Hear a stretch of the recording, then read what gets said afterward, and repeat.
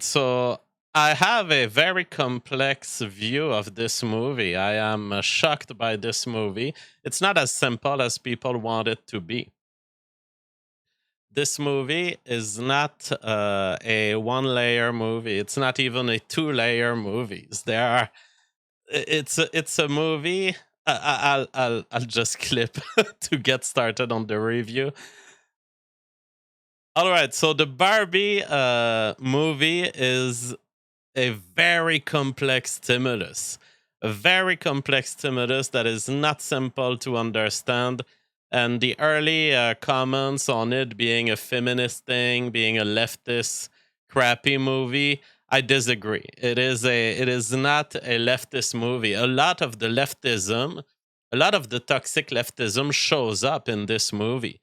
But to me, just like was the case for American History X, you know, they show Jews, they show Nazis in American History X. But if you really want to conclude what is the sense, what is the moral sense presented by the movie, because who's the villain and who's the hero? You have to ask yourself this.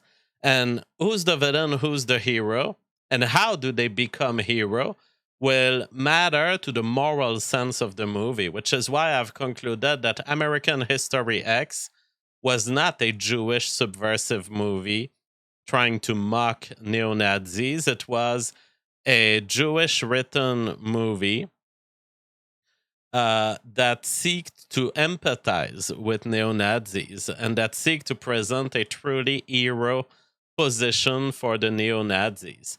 I will say that Barbie is pretty much the same. It is something that leaves plenty of material for the leftists out there to be satisfied. They've heard their little punch joke on transgenderism, they've heard their little punch joke on the patriarchy. They've learned, they have a whole movie here which frames a war of the sexes that will satisfy them. But the question is, to the naive observer of this movie, am I being presented a movie that tries to moralize me into leftism being the way to go? Is the hero of this movie a leftist? And I have to say that my answer is no. My answer is no. And despite the temptations of leftism that are presented to Barbie across the movie, what we get to understand is that the deep message of this movie is that feminist liberation will only send you toward more hell, toward a greater cage. There is no such thing as freedom. We are all plastics, and try to escape this object that you think people are looking, because the whole idea is that Barbie is an object of desire and she wants to become human. But liberate you from this, liberate yourself from this, you get into the greater cage of heterosexual reproduction. And the maker of Barbie at the end of the movie, I don't know if she's the real maker or if she's an actress playing the maker of Barbie, but there's an old woman, and they claim in the movie that she is the true maker of Barbie. And she appears and she gives the chance to Barbie to become a real human or to stay an object of desire forever. And Barbie chooses to become human with the feelings, with the mortality of it. But the first thing she does as a human, and that's the end of the movie, she gets pregnant. And the maker of Barbie is talking about the plastic things and the artificiality of this world. And she criticizes even the artificiality of Barbie. And she says, you know, Barbie, the patriarchy, this is all a plastic world, but I'm going to bring you to LA and you're going to see as a real human that the world of real humans also is a plastic world. And that all that matters, that's what she says to Barbie at the end, all that matters are going to be the children you leave on this earth.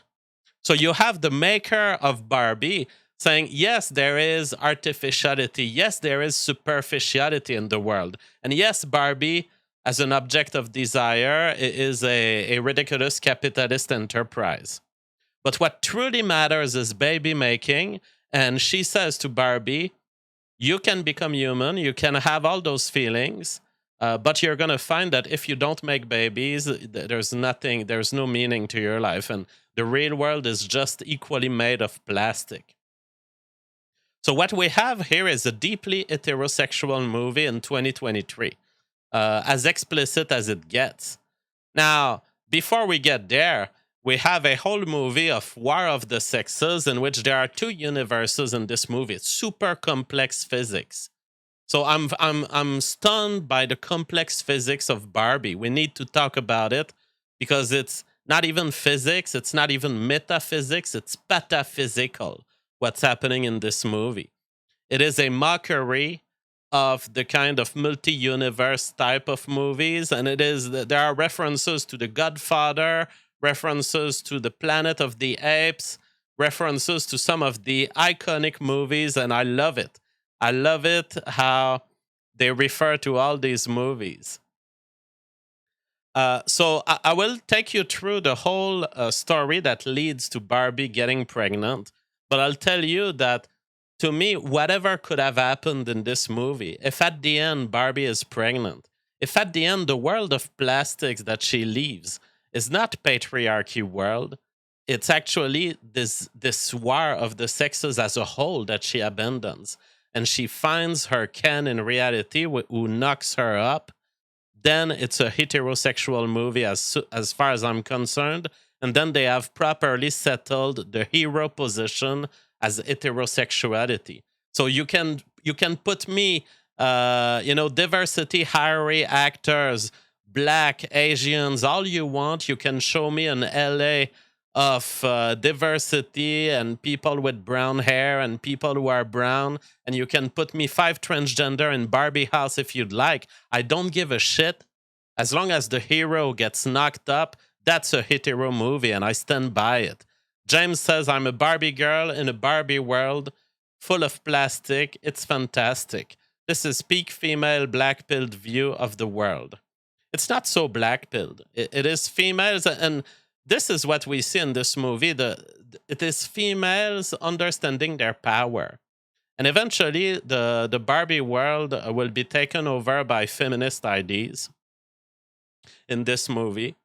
So let me let me start from let me begin from the start because there is so much. This is a complex movie, all right? This is not this this is probably the most complex movie of 2023, okay? I'm sorry. I know everyone would like to think, oh, it's Barbie. It's going to be this ridiculous. No, no, no. It is a complex movie. They make it look like it's a normie movie, but it is not. So there are two universes here. We start in the Barbie universe. And in the Barbie universe, she lives her life. And in the Barbie universe, females have way too much power. So that's a first element that kind of distantiate this movie from pure leftism. The Barbie world of fantastics is a world in which females are the center of everything. Each of the females have their house, so that reminds us of the historical state of Native American tribes, with certain tribes having a matrilinear ownership of the house, and basically the males rotating around and handling inter-tribe politics, but females having their power grounded in the ownership of the house for their family and for their continuity. So basically, they have presented a form of Native American form of Barbie universe, but in which everything is pink. In which, of course, these females they are mocking the males and they are taking them for granted and they are evil to the males. And Ken is getting friend zoned. Now, that's another example of this movie morally framing things not as a leftist movie.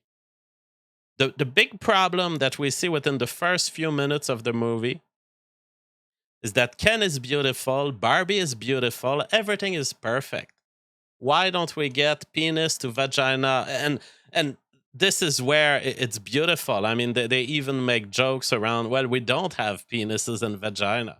And Ken wants to sleep with Barbie, and Barbie refuses the advances of Ken, and she says, tonight is girl night.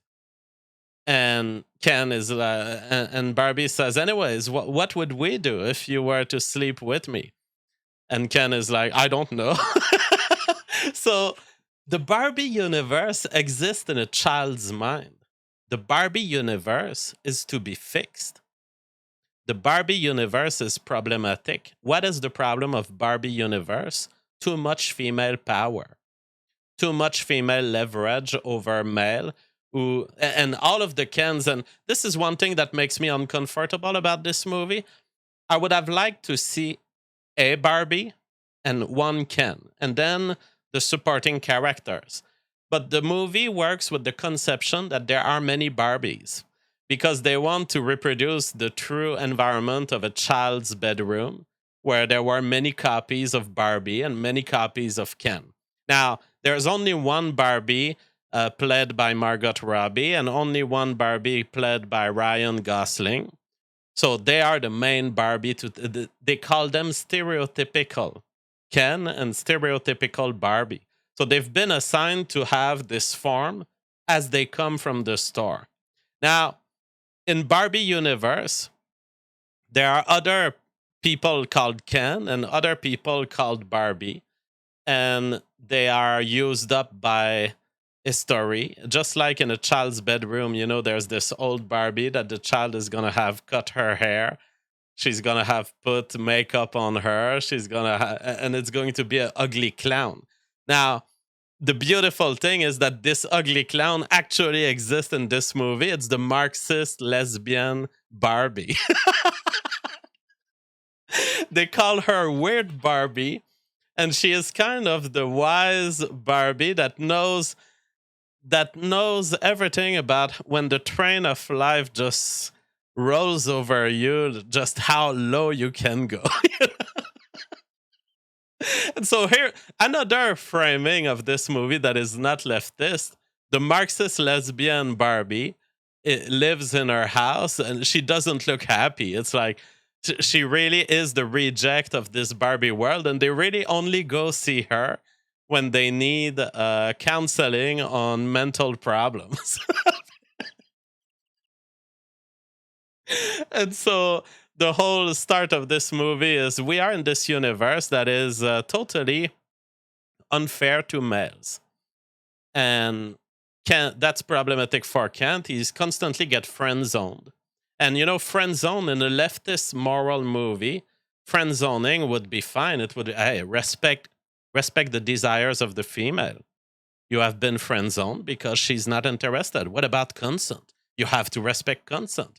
But no, in this movie, it's problematic that Ken is being friend zoned by Barbie, and there will be a whole direction that the movie takes on this. So the fact that they frame this as a problem is another thing that makes me say this is not a leftist movie. So eventually, Barbie feels that there's something wrong, and this something wrong is that she's been I don't know exactly what I don't remember what happens in the movie, but there's something that she does that is not stereotypical. Like she has one thought, and she's like, hey, I just had one thought. And people start being alarmed in Barbie land. It's like, no, you shouldn't have thoughts, you're stereotypical Barbie.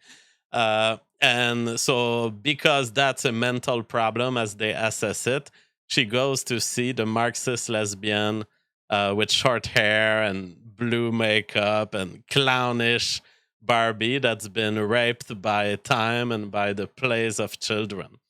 So she goes to see this Marxist Barbie, and of course the Marxist Barbie throws all sorts of leftist talk to her, and it's like you have and she has this whole conception that there must be a rip in the normie versus Barbie universes, and the two universes are colliding, and that is what causes our mental anguish. And therefore, the solution is you have to go into the real world alone to go on a quest for finding yourself and finding back who you truly are. So, and this is so fascinating to me because I listened to the beginning of this movie, not so much the end, but the beginning is all framed like this is a bunch of white people from Republican areas of the US getting sent to LA by the Marxist lesbian short hair Barbie. This is how I experienced the beginning of this movie. It's how it feels very much. And this very scene right here, like this is Barbie leaving a Republican area and going to LA, basically, to be confronted with reality. So they frame this as physical universes just bumping onto one another, but I see it very much as a layout of modern America and how you get a Mel Gibson fresh from the farm, as he says himself. Fresh from the farm, you get brought to Hollywood, and then you discover things that are more disgusting than you could possibly imagine. That is very much how this is framed. And another thing that is not leftist and not consent based on this movie is that Ken decides to follow Barbie on her trip to the real physical universe. And he just gets into her car, doesn't ask permission. He brings his rollerblades, and it's like, "No, I'm just gonna follow you." And that's the moment where he makes this face, is the moment where he shows up. And Barbie realizes she's been carrying him in the car without knowing. She thought she was going to the physical universe alone, but another non-leftist theme, she needs a man to be accompanied to the physical universe. Go Away says, just join the stream. Did JF commit a crime by illegally watching Barbie? Or did he take the Encel pill and go to the cinema by himself? I went to the cinema, of course. I never do illegal things. So now we have the beginning of the movie. We have a problematic, overly feminine world that crushes men balls, and where Kens are not properly appreciated for who they truly are.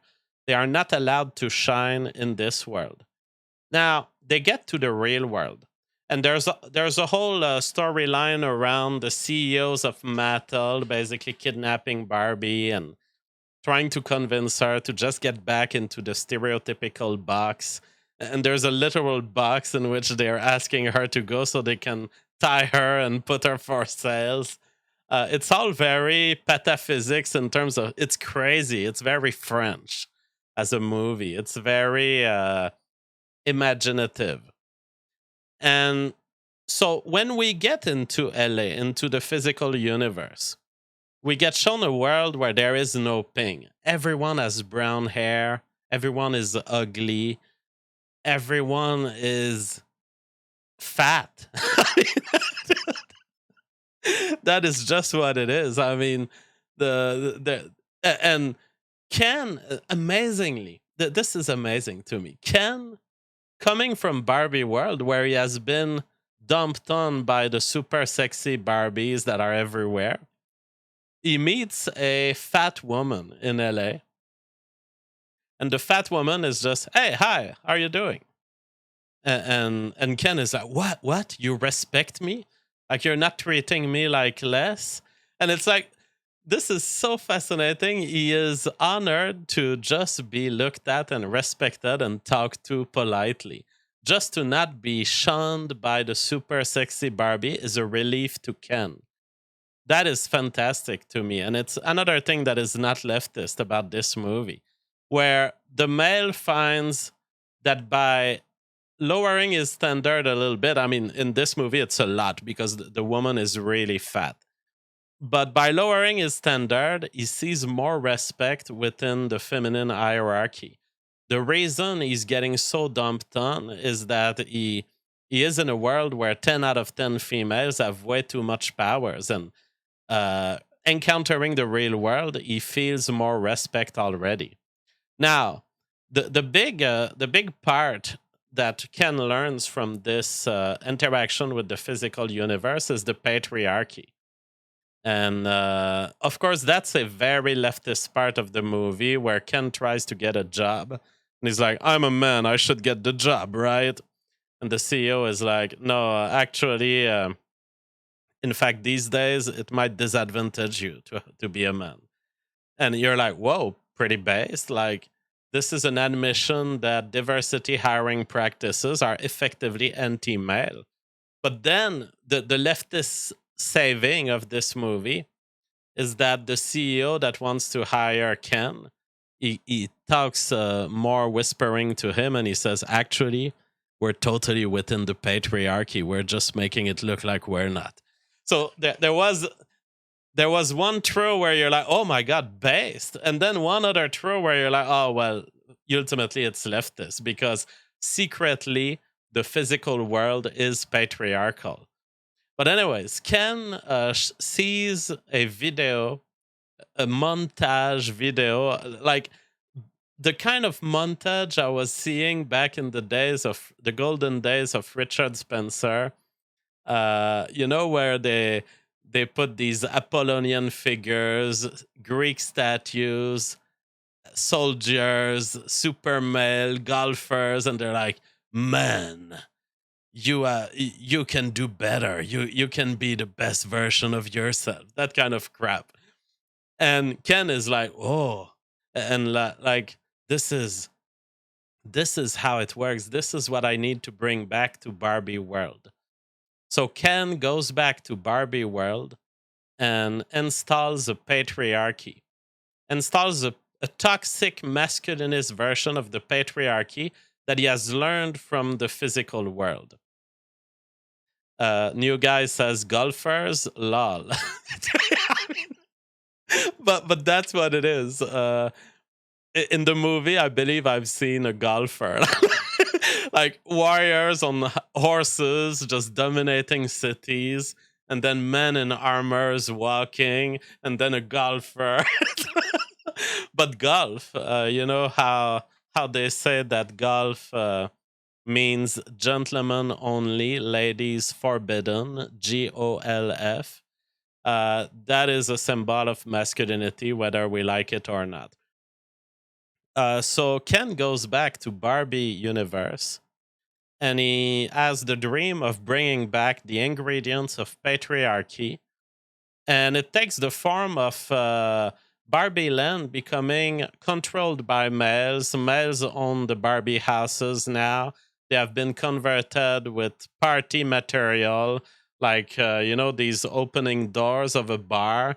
So that has been installed on the Barbie houses, and it's just men on a couch drinking beer, and they have mini fridges where they store their beer. Basically, those are the additions that have been made to Barbie World.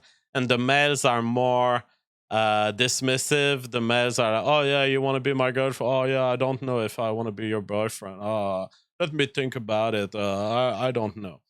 And so people act tough, and it's the toxic masculinist version. So basically, Barbie Universe in this movie is framed as the bipolar war between extreme female power and extreme male power, both toxic in their own way. um, Now, Barbie comes back to this world and she brings an actual human in this world. So basically, there's the whole story of a Mexican mother with her teenage daughter. And her teenage daughter is totally revolted against Barbie. She doesn't respect her because she's a symbol of capitalism and misogyny. So she's a modern teenage Marxist. But her mother is a mother who's designing future Barbies, and she's trying to get her IDs pushed into the world as her commercial IDs around new Barbie forms that are less misogynist. But her mother, deeply, despite the fact that she's working to this leftist affair in the world, deep inside, she is still a child, still dreaming of the perfect Barbie, so still having very much respect because she has bonded with this perfect Barbie. So she respects her and wants to help her. So they go back to Barbie world, both Barbie herself and the Mexican woman with her daughter. Again, relatively based in that it is the link between the mother and the child that is important here. And ultimately, Barbie binds back these two conflicting views of femininity, the young teenager Marxist and her mother, who's not quite as Marxist as her, and who's deep inside, she loves the stereotypical cute Barbie. Although she kinds of trends toward the Marxism when she designs her new dolls. So they go back to Barbie Land and they are stunned to find that the Constitution has been reverted by men, that men have taken over power, and that they have installed mini fridges and beer and golfing and all this masculine stuff into Barbie Land. So Barbie, coming back from the real world, is seeing the state of affair, and she starts a revolution. She starts a feminist revolution within Barbie universe against male patriarchy that has been installed by the Constitution. And so they arrange this whole revolution through the in the house of the weird Barbie, the Marxist lesbian Barbie. So they arrange this revolution, and the plan is to deceive men. The plan is to go back to acting like stereotypical Barbies. So for for the morning that they start the revolution, they're gonna be super kind. They're gonna and Barbie goes back to Ken and she's like, "Oh, I love you, Ken, so much." And Ken is like, because he's in now his new patriarchal self. He's like, I don't know if I want to take you back. Oh yeah, let's take her back." And he plays guitar to her for 5 hours, and she stands in front of him like, "Oh, I love it so much when you play guitar." But they're faking, they're acting. This is all a plan for the feminist revolution to go by and for females to take back power in Barbie Land. So it's all a deception. Um,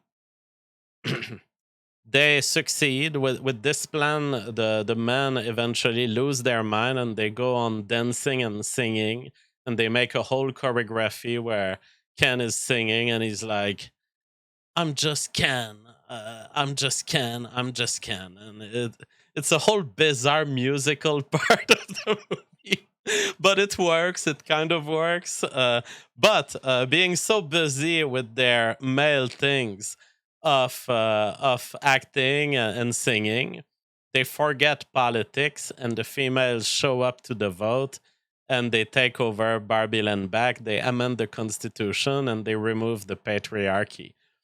Now, of course, that is all very leftist in terms of themes, but what makes me say that the movie still isn't a leftist movie is that throughout this feminist revolution, you can see that Barbie has a discomfort. She's not truly within this, and eventually she will leave the world that she has led to female power coming back. She doesn't want it. You can see she's grimacing when the Marxist lesbian is presenting the plan. She's like, "Oh," it's very clear that Barbie is kind of outside of this revolution, although she participates to it, makes it happen. She realizes that this is also a plastic world. So the females having taken back power, there's a kind of equilibrium that comes from it, where you see the guys are super sad to learn that they have lost political power, but eventually they explain to each other that, hey, you went too far, we went too far, maybe it's better. We're still gonna be together. And one Ken is like, "Where's my Barbie? I'm gonna be alone." And eventually she shows up, and they end up settling a kind of equilibrium of the sexes that is nice to see. When you see this as the outcome of the movie, you realize that the females have taken back power, but they have learned a lesson that there was some good things in this patriarchy. That the tough behavior of males was attractive. That's what was drawing them, and so we reach a point of quasi equilibrium where the females of Barbie world decide, all right, maybe you're not going to be Supreme Court justice because you're just a guy, but we're going to give you some position. And the narrator of the movie at this point states the males were giving back some power. They will have to work hard for a long time, but eventually they will reach the point to have the same amount of power as females have in the real world. Now, this sentence is, oh, I'm looking at this sentence and I'm thinking about it. And this sentence is again another illustration of this pataphysics, this kind of, this movie is out there. Because when you think about this statement, there's the leftist interpretation of it. Okay, so what you're telling me is women are oppressed in the real world. Barbie universe is an inversion of the real world. It's an inversion in that females have all the power and men are trying to get the power, but they are oppressed in that world.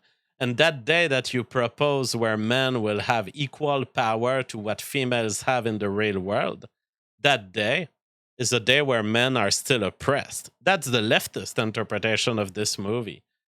But the more based interpretation of this movie of this sentence would be the real world is constantly in oscillation, and currently females have a lot of power. And eventually, males of Barbie world will also oscillate up to too much woman power, and they'll oscillate back down. This movie seems that the second interpretation of the sentence is more faithful to the movie. It's more faithful because the movie is all about the equilibrium between the sexes. Now, that becomes Barbie world, this kind of settling down of, okay, we went too far as female, we went too far as male. Let's re-equilibrate things, and love will guide us further. Now, this movie, this sense of the movie, you kind of have to dig. The leftist painting of this movie is very thick, but you can get there. Now, at this point, Barbie sees that Ken has no sense of himself. And that is one part of this movie that I don't like. It's that they separate, basically. She says, you have to find the true Ken, and I have to find the true Barbie, because Ken is desperate and he's like, I mean nothing without you. I would have liked if Ken and Barbie kind of found a resolution. But they kind of separate, and Ken stays in Barbie world, or we don't know his whereabouts from there. And Barbie says, like, you have to go out there and find the real Ken. And there's this whole very leftist, feminine interpretation here where, Ken slides down a slide and finds his real self. I'm Ken. I'm a man. I'm the real Ken. And he finds himself, the true self that females told him to be. Uh, that's kind of sucks, because the true Ken is whatever you were in patriarchy world. It's the guy with a mini fridge.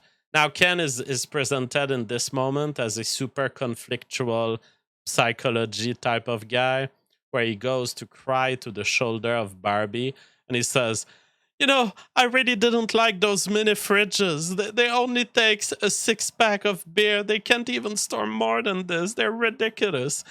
And so he kind of denies the patriarchy as being him.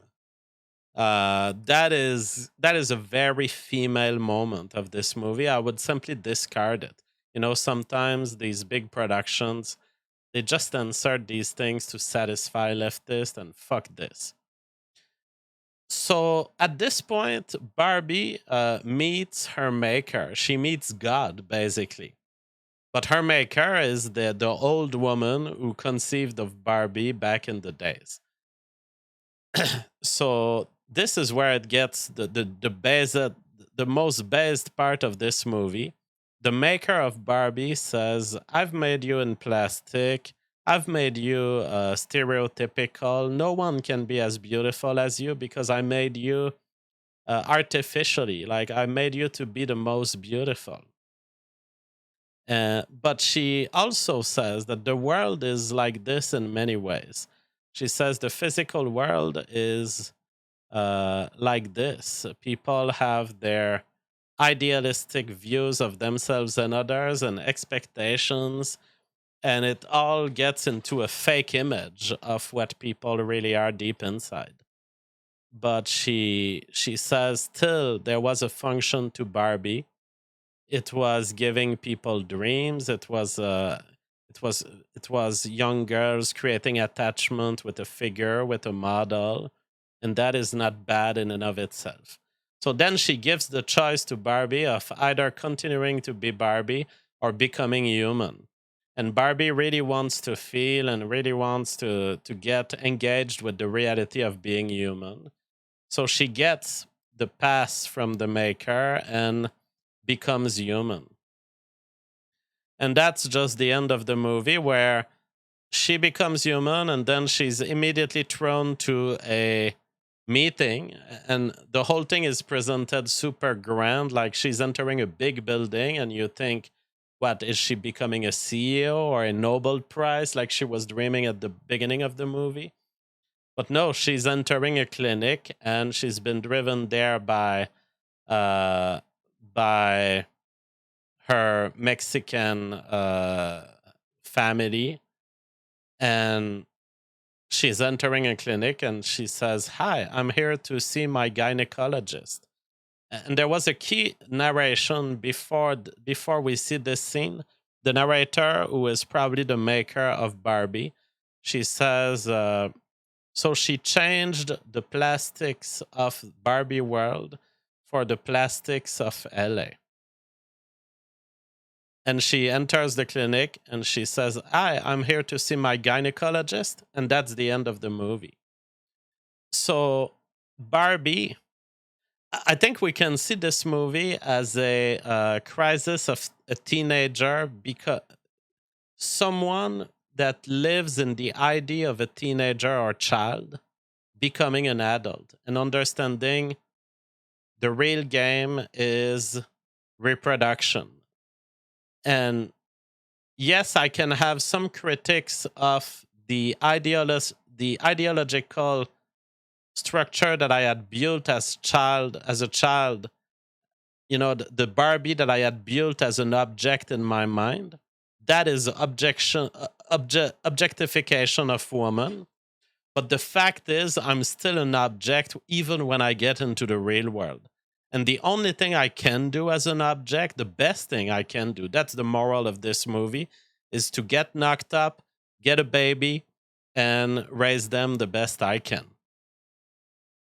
Because ultimately, it's not a problem to be an object, it's not a problem to be idealistic, it's not a problem to have dreams that are bigger than reality and that cannot be achieved, because on your way to realize your dream, you're going to become a reproductive female and you're going to participate to the most important thing in life, the maintenance of living being, the continuity of the species, the continuity of life. That is quite a lot. That is quite a heavy content, intellectual content for a movie that presents itself as the Barbie movie. So, all in all, I give a rating of 8 out of 10. It is cringe when it's leftist, but ultimately, it is a good movie. It is an okay movie. 8 out of 10. It is an heterosexual movie. I stand by it. It is as good as a Barbie movie could be. As good as it could be. Cloud Warmer sent a super chat. He says, "Jeff, there are some people drawing conclusions that Oppenheimer has been released at the same time as Barbie. I don't think it's that deep or strategic, but the themes of trying to make Oppenheimer represented in the modern public consciousness far softer than history would recount is curious to me. I don't know exactly the reason why they got released at the same time. I, I don't have a conspiracy theory on this. Mark D's channel sends a super chat. Thank you so much for supporting the show. He says, JF, salut. Thanks for the show. If not for you, I would have given zero attention to this movie. After decades of movies having a hidden leftist agenda, is this maybe an example of the reverse? Just enough woke frosting to pass the checklist, but the hidden message is more base than expected? That is a beautiful description. That is exactly how I feel about Barbie. They said, all right, we have to pass the checklist. We have to touch on all these themes. We have to give the diversity hiree actors everything they want. We have to have fat, handicapped, black, brown Barbies. They made everything fit. There's even gay Kens at the end. I mean, just old gay Kens. And they made all of this, but then they still cemented the heterosexuality, the reproduction, the baby making as central to this movie. And the very end can be said to be, well, okay, Barbie didn't get with Ken, but Ken was an ID.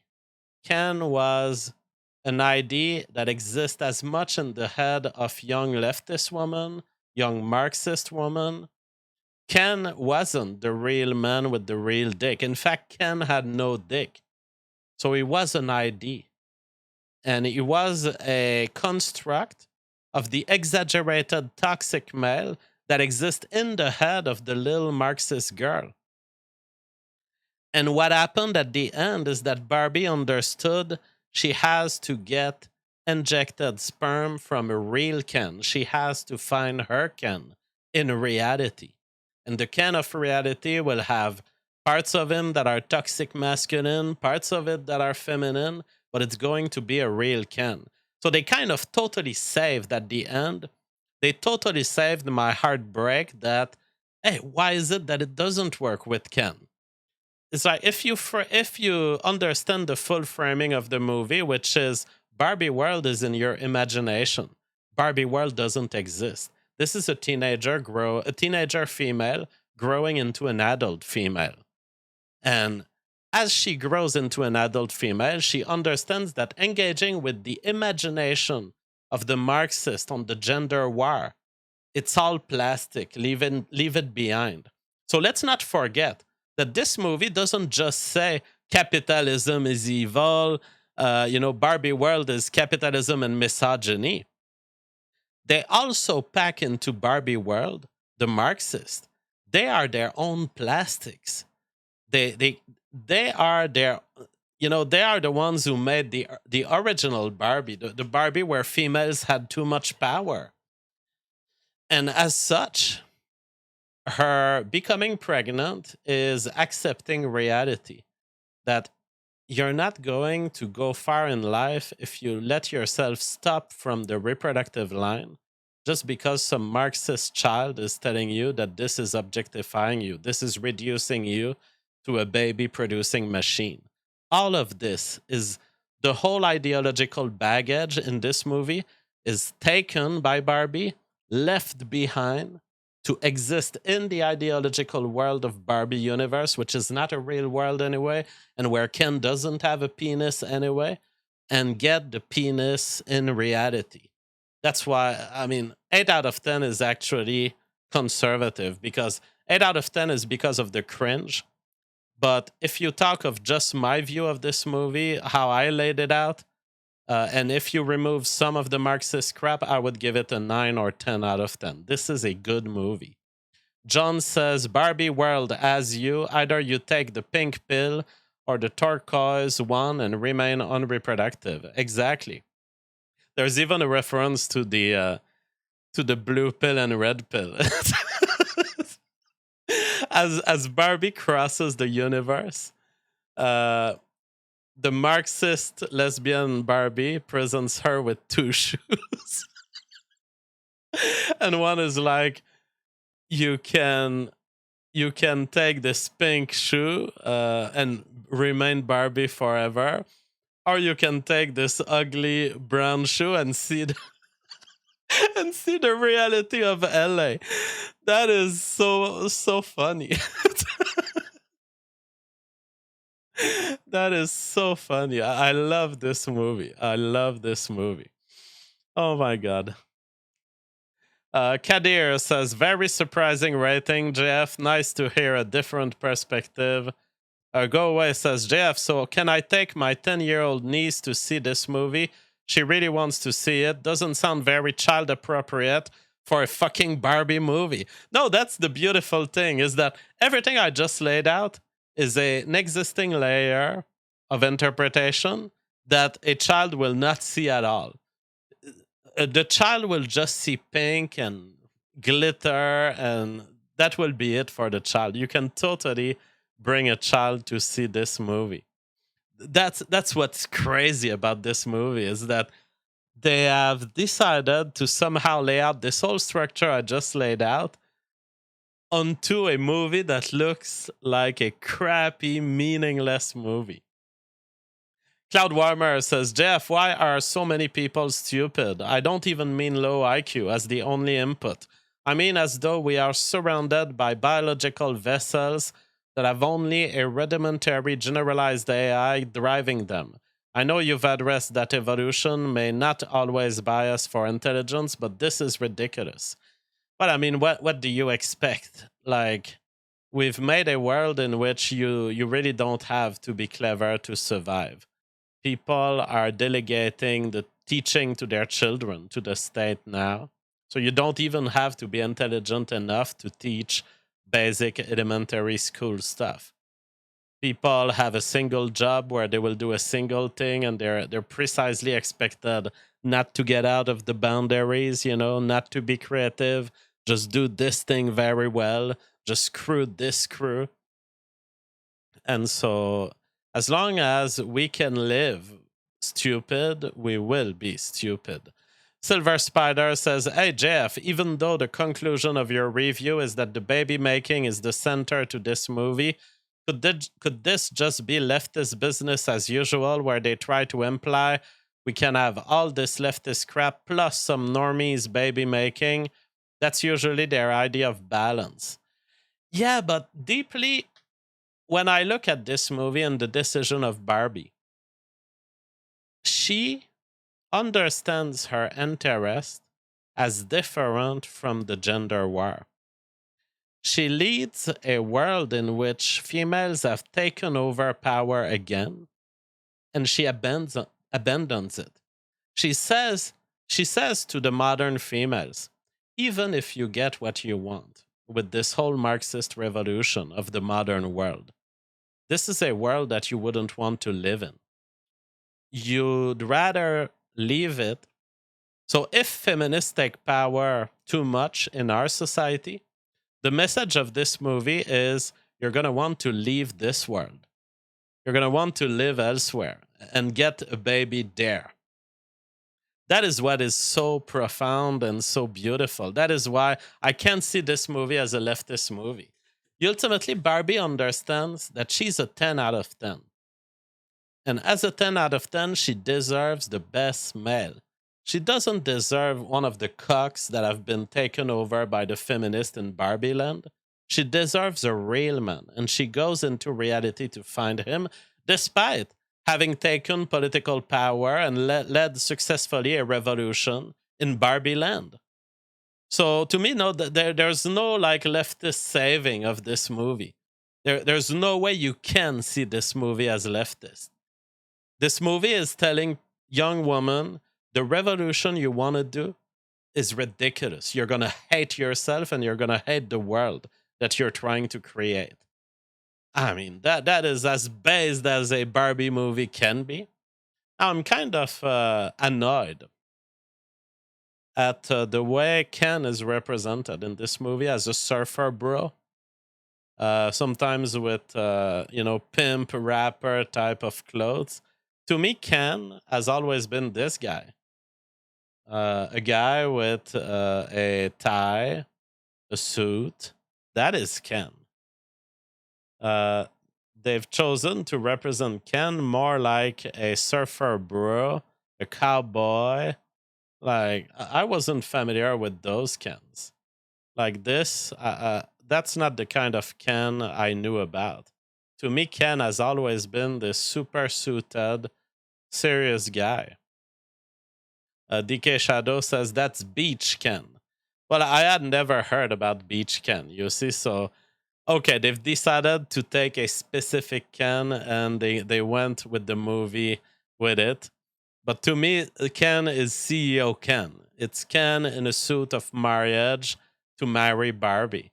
But I guess that such a Ken wouldn't have led to such an interesting movie, so that's why they got the dude bro of the beach. It's and there are fight scenes in this movie that are fucking hilarious. Involving Alan. The fight scene are fucking hilarious because they are somewhere between a movie that actually professionally tried to do a nice fight scene, but also this kind of crazy movie that doesn't care and that makes it funny. It is. I was fucking laughing my ass off just the way Alan at some point in the revolution, he just goes full ninja onto 8 patriarchal construction workers. It is kind of laughing at the history of ninja movies. There's so much in this movie. It's crazy. You should definitely watch it. So that's it for my